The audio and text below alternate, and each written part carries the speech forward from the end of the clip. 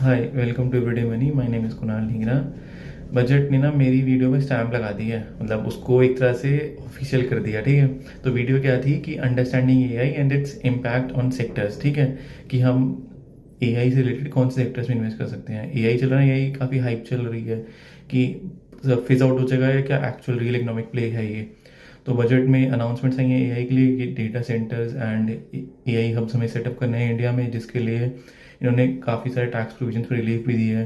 पहला कि 21 साल की टैक्स हॉलीडेज दे दी, जिसमें कोई भी ग्लोबल सर्विस प्रोवाइडर अगर अपना डेटा इंडिया के डेटा सेंटर में डेटा होस्ट करता है तो उससे जो इनकम जनरेट हो रही है वो इनकम 21 साल तक एग्जाम्प्ट है। पहला सेफ हार्बर रूल्स ले आई। सेफ हार्बर रूल्स इतना सा है, कोई भी कंपनी इंडियन, कोई भी अगर इंडियन प्रेजेंट कंपनी अपनी कॉस्ट प्लस एक मार्जिन चार्ज करके फॉरेन कंपनी को कॉस्ट वो पैसा चार्ज कर रही है और वहाँ पे उसने 15% मार्जिन चार्ज किया, तो कोई भी इनकम टैक्स ऑफिसर या कोई भी अथॉरिटी आके उसको आके चैलेंज नहीं करेगा या उसको लीगल कॉम्प्लिकेशन से नहीं फंसाएगा। तो पहला ये टैक्स हॉलिडे दे दी। दूसरा, लीगल जो चैलेंजेस हो सकते हैं इन फ्यूचर उसको एलिमिनेट कर दिया।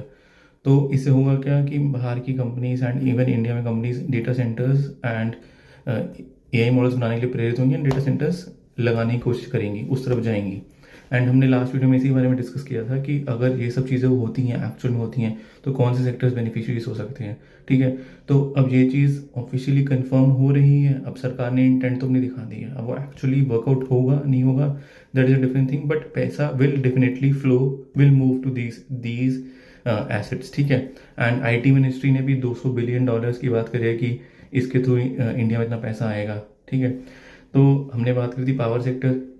मैं डिटेल ब्रेक डाउन करता हूँ इसको। सबसे पहले commercial real estate data centre लगाने के लिए। ठीक है, उसके बाद क्या कंस्ट्रक्शन एंड इंजीनियरिंग कंपनीज। ठीक है, फिर पावर सेक्टर की बहुत ज़्यादा ज़रूरत है डेटा के लिए, मशीन के लिए। 24/7 इलेक्ट्रिसिटी चाहिए ना, पावर इलेक्ट्रिसिटी हो गया। ठीक है, उसके बाद मेटल्स का भी थोड़ा रोल आएगा एंड उसके अलावा अपनी आईटी कंपनीज का भी बहुत बड़ा रोल आएगा उसमें। तो ये 4-5 सेक्टर्स जुड़े सेक्टर्स। अब इन सेक्टर्स के आप ईटीएफ उठा सकते हो या स्पेसिफिक कंपनीज उठा सकते हो। तो पैसा will definitely move to these sectors and definitely banks also वही फंड्स करने वाले हैं, इनको वही फाइनेंस करने वाले हैं। And I specially look after PSU banks.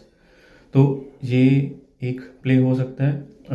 मतलब आप पैसा निफ्टी 50 या फिर और इंडेक्स में जो लगा रहे हो तो लगा रहे हो, बट एक तरह से सेक्टोरियल या थीम प्ले फॉर एआई हो सकती है आपका। Commercial real estate, power energy, metals mining और उसके अलावा बैंक्स, आईटी कंपनीज।